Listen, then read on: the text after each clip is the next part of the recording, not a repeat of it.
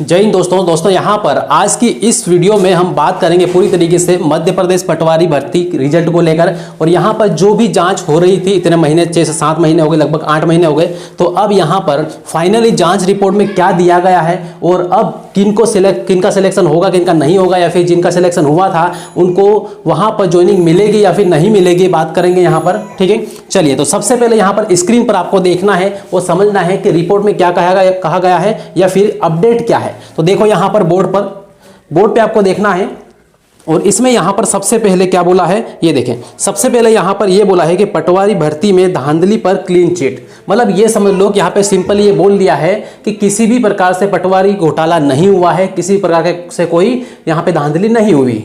ठीक है, ये यहाँ पर बोला गया है।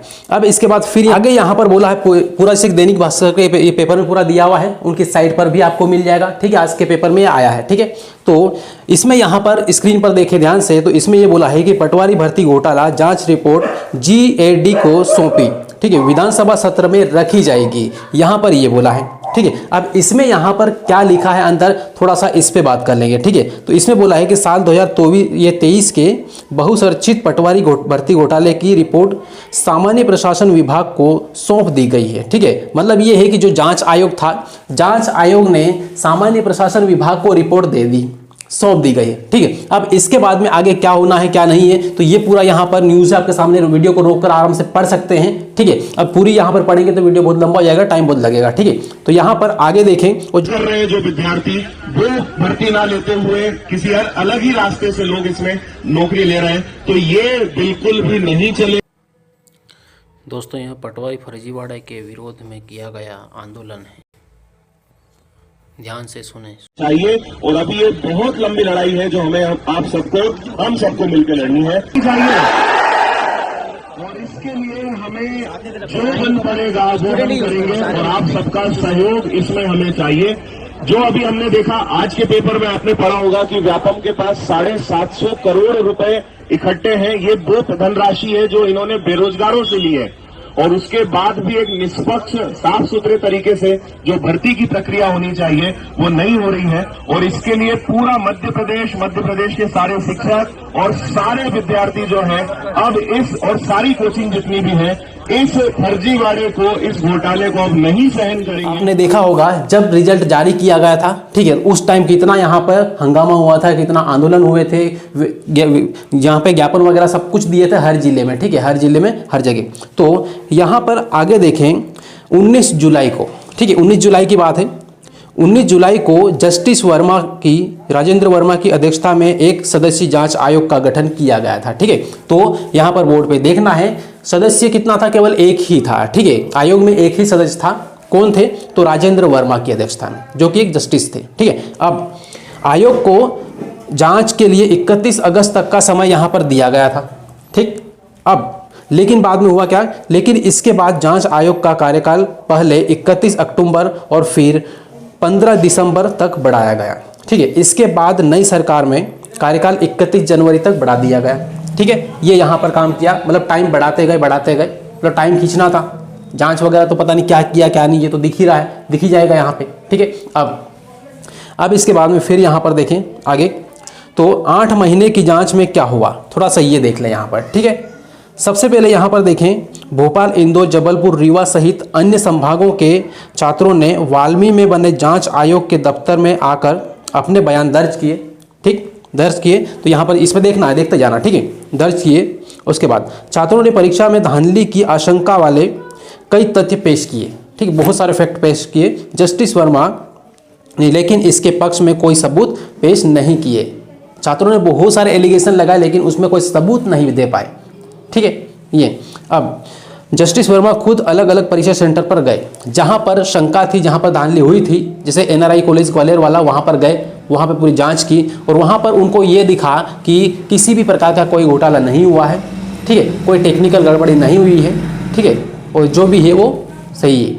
ठीक है, मतलब कोई यहाँ पे घोटाला नहीं है, इन्होंने यहाँ पे ये बोल दिया। ठीक है, अब फिर आगे यहाँ पर देखें तो इसमें लिखा है पूरा, इसी में पढ़े आगे, ठीक है। जस्टिस वर्मा ने ग्वालियर के एनआरए कॉलेज सहित कुछ दूसरे परीक्षा सेंटर की भी जांच की, ठीक है। सभी जहां जहां पर शंका थी सारे सेंटर पर गए, सभी की जांच की। फिर इसमें व्यापम से मांगी गई जानकारी से यहाँ की पूरी प्रक्रिया को वेरीफाई किया गया। सेंटर पर गए, उसके बाद फिर वहाँ पे पूरा उस सेंटर के बारे में पूरा वेरीफाई किया कि कोई मिस्टेक नहीं, कोई टेक्निकल या फिर कोई और तरीके से ये पूरा वेरीफाई किया।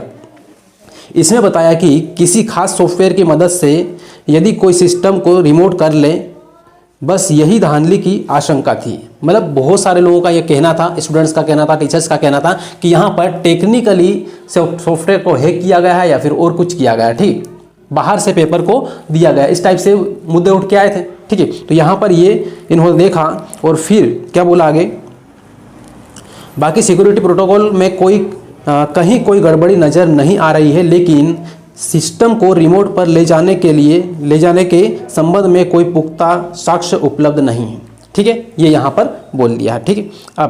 अब इसके बाद फिर आगे यहाँ पर देखें तो एक ही सेंटर से 114 केसेस सेलेक्ट हुए, ठीक है। एक ही सेंटर से 114 स्टूडेंट केसेस सेलेक्ट हुआ, तो यहाँ पर ये है। और बाकी यहाँ पर बहुत सारे मतलब कई सेंटर ऐसे भी है जहाँ पर 250 से ज़्यादा उम्मीदवार भी मेरिट में आए हैं, ठीक, ऐसे भी है। तो यहाँ पर केवल एक ही कॉलेज नहीं है, और भी दूसरे कॉलेज है। फिर उसके बाद फिर यहाँ पे आगे देख लें तो अगला यहाँ पर क्या बोला है, जो दिव्यांग नहीं हैं वे भी दिव्यांग कोटे से चयनित हो गए हैं, ठीक है। अब इसको लेके यहाँ पे क्या जानकारी दी है, जो न्यूज़ में दिया है मैं आपको बता रहा हूँ। इसमें यह दिया है कि जो दिव्यांग नहीं थे फिर भी सिलेक्ट हुए, तो इसमें प्रक्रिया साफ है, ठीक है। जो इससे दिव्यांग नहीं थे फिर भी सिलेक्ट हुए, उसमें क्या प्रक्रिया एकदम साफ है कि इसमें प्रक्रिया साफ है कि 2 बार लिख दिया यहाँ पे, आवेदन करने के दौरान कोई दस्तावेज नहीं मांगे, ठीक है। जब फॉर्म भरा था, ऑनलाइन आवेदन किया था, उस टाइम कोई दस्तावेज वगैरह नहीं मांगा था कि आप विकलांग है क्या है, इस तरीके से बस फॉर्म भर दिया था, ठीक है, इस तरीके से। और बाकी परीक्षा में पास होने पर नियुक्ति से पहले दस्तावेज वेरिफिकेशन में ही इसकी जांच होती है, ठीक है, ये सभी को पता है, इसलिए इसमें दिक्कत नहीं है। मतलब यहाँ पर जो फर्जी सर्टिफिकेट बना के सिलेक्ट भी हुए हैं तो वो निकल जाएंगे बाहर, इनमें कोई दिक्कत नहीं है, इसमें ये बोला गया है, ठीक है। अब इसके बाद फिर बात करते हैं आगे।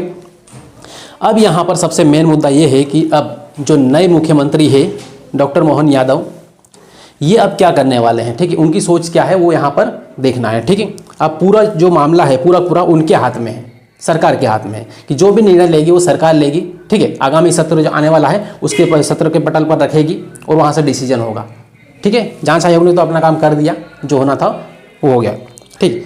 अब इसमें यहाँ पे क्या बोला थोड़ा सा देखना। यहाँ पर मोहन यादव ने 26 जनवरी को 28,000 भर्तियों वाले बयान के आधार पर अनुमान लगाया जा रहा है कि सरकार चयनित उम्मीदवारों को निराश नहीं करेगी। मतलब सीधा सीधा निशाना ये है कि जो सिलेक्टेड है उनको निराश नहीं किया जाएगा, उनको भर्ती दे दी जाएगी, और देना भी जरूरी है, ठीक है। काफ़ी टाइम से वो भी परेशान है, लेकिन यहाँ पर सबसे मेन मुद्दा ये है कि जो फर्जी तरीके से लगे हैं अब उसमें तो उनको भी भर्ती मिल जाएगी, ठीक है, उनका भी सिलेक्शन हो जाएगा ना, उनका भी तो काम हो गया, ठीक है, क्योंकि फर्जीवाड़ा तो कोई निकला नहीं, ठीक। मतलब सिंपल सीधा ये है कि जो फर्जीवाड़ा होगा भी तो उसको एक प्रकार से दबाने का काम होगा, सीधे, ठीक है। अब इसके बाद फिर आगे देखिए।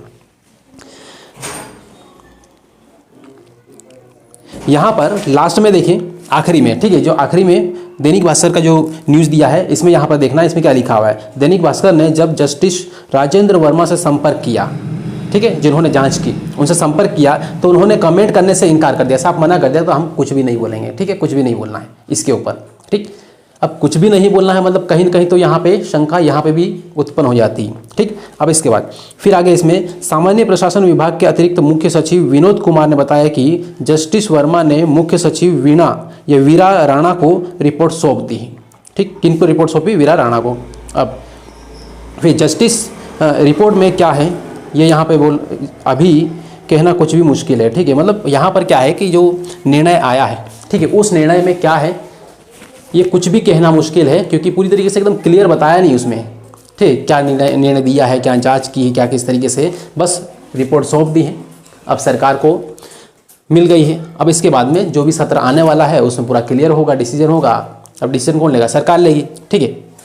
मतलब नियुक्ति देना है, नहीं देना है, परीक्षा रद्द करना है, नहीं करना है, ये किसके हाथ में है? अब मुख्यमंत्री के हाथ में, ठीक है, सरकार के हाथ में, ठीक। तो दोस्तों यहाँ पर ये थी न्यूज़। और बाकी यहाँ पर आपको एक बात ध्यान रखना है कि इस वीडियो को शेयर जरूर कर देना, और बाकी आप नए हो चैनल को सब्सक्राइब जरूर कर देना है।